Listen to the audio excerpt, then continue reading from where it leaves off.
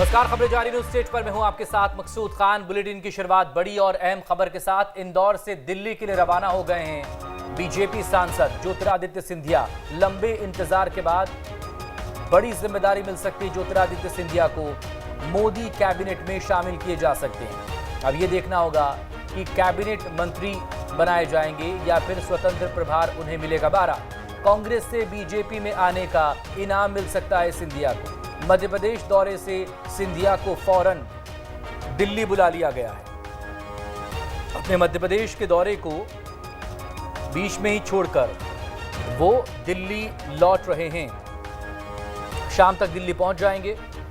इंदौर से उन्होंने फ्लाइट पकड़ ली है और मोदी कैबिनेट में बर्थ उनकी पक्की मानी जा रही है। इस वक्त करीब 28 कैबिनेट बर्थ खाली हैं मोदी कैबिनेट की, और खबरें यही कि 17 से लेकर 22 मंत्री बनाए जा सकते हैं। मध्य प्रदेश से ज्योतिरादित्य सिंधिया का नाम बहुत मजबूती के साथ आगे बढ़ रहा है। मोदी कैबिनेट का युवा चेहरा हो सकते हैं ज्योतिरादित्य सिंधिया। आज दिन के वक्त में, सुबह के वक्त में महाकाल के दरबार में पहुंचे थे पूजा अर्चना करने के लिए, प्रार्थना करने के लिए। और इस सब के बीच दिल्ली से फोन आया और पूजा करने के बाद का जो कार्यक्रम था मध्य प्रदेश में, मालवा में, बाकी और जगहों पर जाने का, उस कार्यक्रम को उन्होंने रद्द किया और सीधा महाकाल के दरबार से दिल्ली के लिए उन्होंने इंदौर पहुंचकर उड़ान भरी है। बहरहाल ये तस्वीरें आपके सामने टेलीविजन स्क्रीन पर, उज्जैन की तस्वीरें। बाबा महाकाल के दरबार में पहुंचे थे प्रार्थना करने के लिए, पूजा अर्चना करने के लिए। पिछले एक महीने में, इस एक महीने में ये तीसरा दौरा था ज्योतिरादित्य सिंधिया का मध्य प्रदेश का।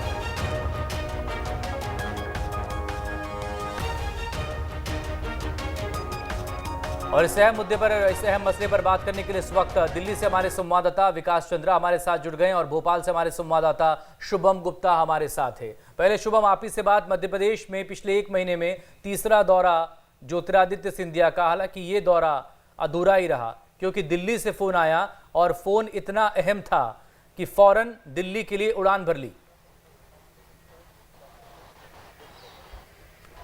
बिल्कुल ठीक कहा मकसूद, और शायद इस फ़ोन का इंतज़ार तकरीबन एक वर्ष से ज्योतिरादित्य सिंधिया और उनके समर्थक भी कर रहे थे, क्योंकि लंबे वक्त से हम भी देख रहे हैं कि कवायद चल रही है कि जल्द ही ज्योतिरादित्य सिंधिया केंद्रीय मंत्री बनेंगे। यहाँ तक कि आप देखिए कि मार्च 2020 जब ये समय था जब ज्योतिरादित्य सिंधिया ने बीजेपी में शामिल हुए थे, और उसी शाम आप देखिए कि उन्हें राज्यसभा का टिकट जो है वो दे दिया गया था। और उसी के बाद ये कवायद शुरू हुई थी कि जल्दी अब वो केंद्रीय मंत्री भी बनेंगे। अब कब बनेंगे, 1 महीना 2 महीना, हालांकि उसके बाद लॉकडाउन लगाया गया और इस कोरोना काल में हमने देखा कि स्थिति काफ़ी ख़राब रही।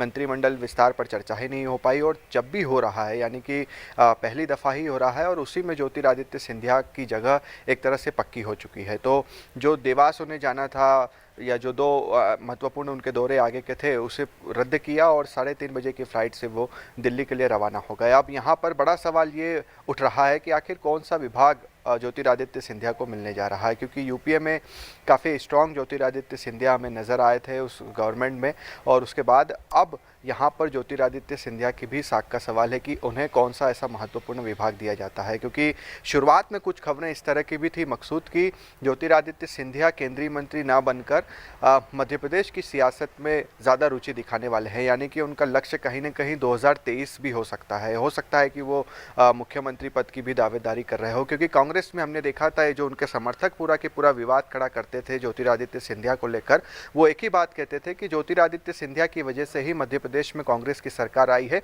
लिहाजा उन्हें ही मुख्यमंत्री बनाना चाहिए। और जब 2018 में नतीजे आए थे तब भी हमने देखा था कि उनके समर्थक खुलकर सामने आए थे।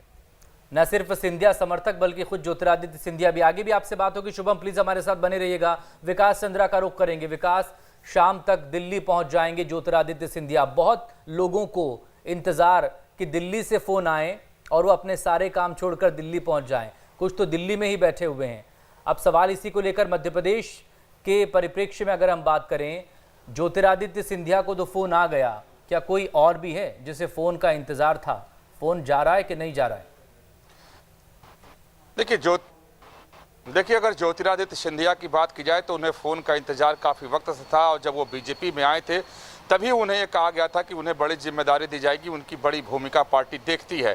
लेकिन लगातार वो इंतजार में ही थे, और जब बीजेपी की ये छवि बनने लगी कि बीजेपी में जो लोग जाते हैं वो सिर्फ जाते ही हैं, उन्हें कुछ मिलता नहीं है, और ज्योतिरादित्य सिंधिया के बारे में भी खासतौर पर मध्य प्रदेश में कांग्रेस कमेंट करने लगी थी कि बीजेपी में आए और भाई साहब बनकर रह गए। तो अब ज्योतिरादित्य सिंधिया को फ़ोन चला गया है, वो दिल्ली आ रहे हैं, तो इतना तो तय है कि जब विस्तार होने जा रहा है तो उनमें उन्हें जगह मिलेगी और अच्छे जगह पर उन्हें बिठाया जाएगा। लेकिन मध्य प्रदेश के अगर दूसरे नेताओं की हम बात करें तो राकेश सिंह की भी चर्चा चल रही थी, लेकिन ज्योतिरादित्य सिंधिया की जिस तरीके से चर्चा चल रही है और जो बातें सामने निकल के आ रही है उस तरीके से राकेश सिंह की नहीं है।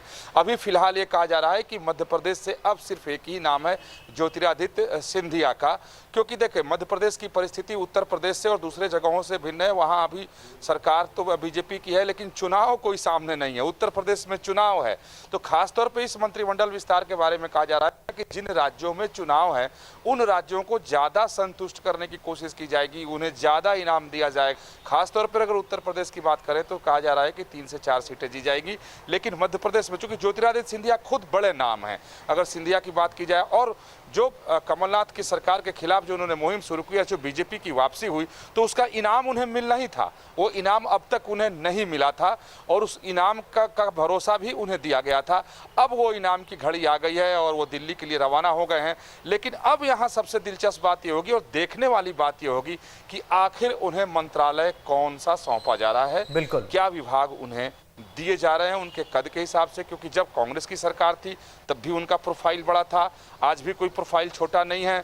अब जब उन्हें फ़ोन करके बुलाया गया है तो निश्चित तौर पे उम्मीद की जा रही है कि वो शामिल होंगे, कैबिनेट होंगे और उन्हें बड़ा प्रोफाइल मिल जाएगा। शुभम, भोपाल से लेकर मध्य प्रदेश में अगर हम बात करें, किस तरह की अटकलें अब लग रही हैं? क्योंकि पहले ये था कि इंतज़ार कब ख़त्म होगा, इनाम कब मिलेगा, अब वो मिलने जा रहा है, चंद घंटे बाकी हैं। हालांकि ये ज़रूर एक कयास अभी भी लग रहा है कि कैबिनेट की बर्थ मिलेगी या फिर स्वतंत्र प्रभार उन्हें दिया जाएगा। इस सब के बीच सवाल वही, क्या कोई और भी है दावेदारी में अभी मध्य प्रदेश से? क्योंकि अगर थावरचंद गहलोत कर्नाटक के राज्यपाल बनाए गए हैं तो इस सब के बीच जो 4 वाला कोटा था तो वो तो सिंधिया के आने से पूरा हो जाएगा। क्या 5वें की कोई गुंजाइश है?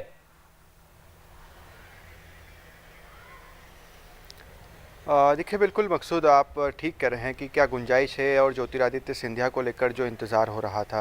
देखिए एक बड़ा परिवर्तन हमें यहाँ पर यह नज़र आया है कि ज्योतिरादित्य सिंधिया के जो समर्थक थे, यानी कि अगर हम मौजूदा मंत्रियों की बात करें जिसमें गोविंद सिंह राजपूत हों या इमरती देवी रहीवाला के चुनाव हार गई, महेंद्र सिंह सिसोदिया हों, डॉक्टर प्रभुराम चौधरी हों, तुलसी सिलावट हों, ये लोग जब कांग्रेस की सरकार थी उस वक्त खुलकर सामने आते थे, खुलकर ज्योतिरादित्य सिंधिया के लिए बातचीत करते थे, मोर्चा खोलते थे और ये कहते थे कि उन्हें प्रदेश अध्यक्ष नहीं, उन्हें तो राष्ट्रीय अध्यक्ष बनाना चाहिए, उन्हें ये पद नहीं वो पद देना चाहिए। मगर अब बीजेपी में देखिए जिस तरह के अनुशासन की हम बात करते हैं वो अनुशासन नजर आता है।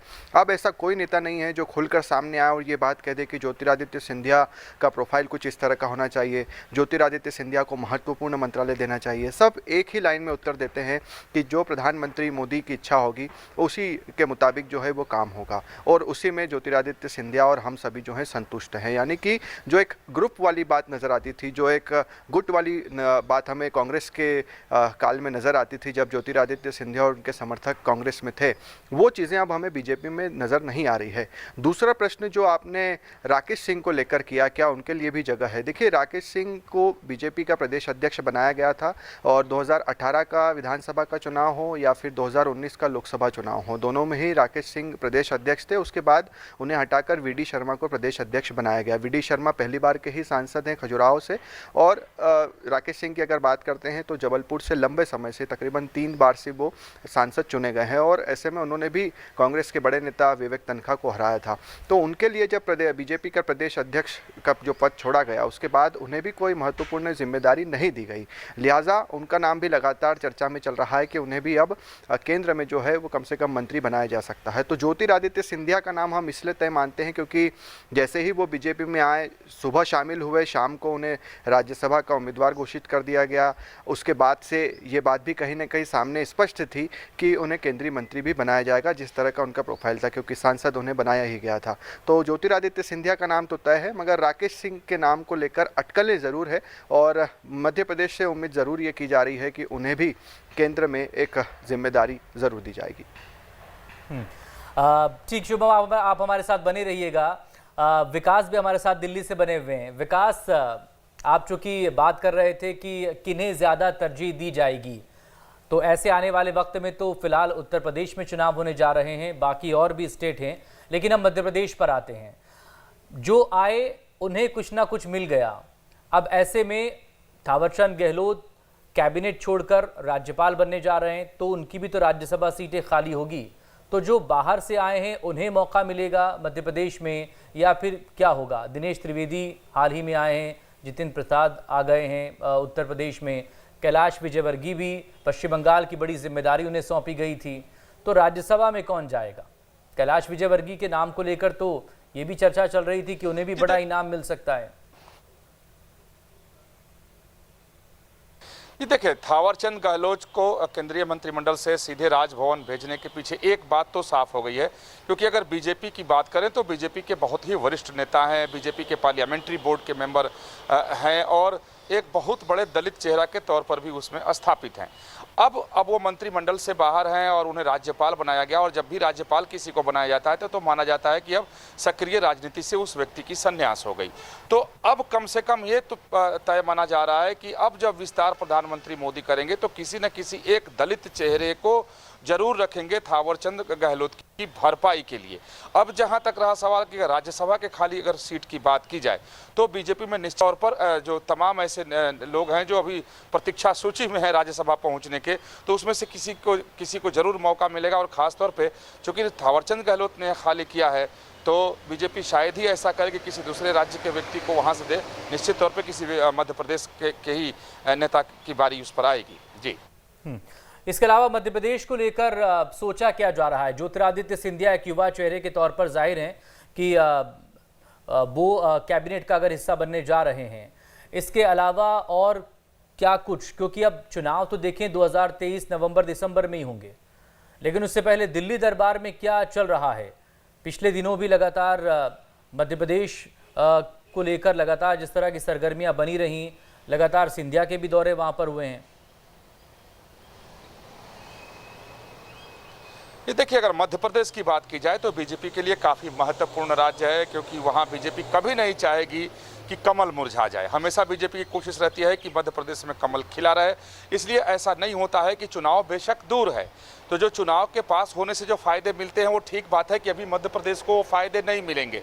लेकिन अगर दिल्ली की राजनीति की बात की जाए, सरकार की बात की जाए, तो जिन राज्यों में भी बीजेपी की सरकार है, जहां भी बीजेपी है, वहां अभी केंद्र सरकार और खासतौर पे बीजेपी जो केंद्रीय बीजेपी है उसका ध्यान ज़्यादा है, ताकि उसकी ज़मीन और भी वहाँ मजबूत हो, पकड़ और भी मजबूत हो, ताकि जब भी ये भविष्य में हम चुनाव में जाएँ तो बहुत ज़्यादा परेशानी का सामना न करना पड़े।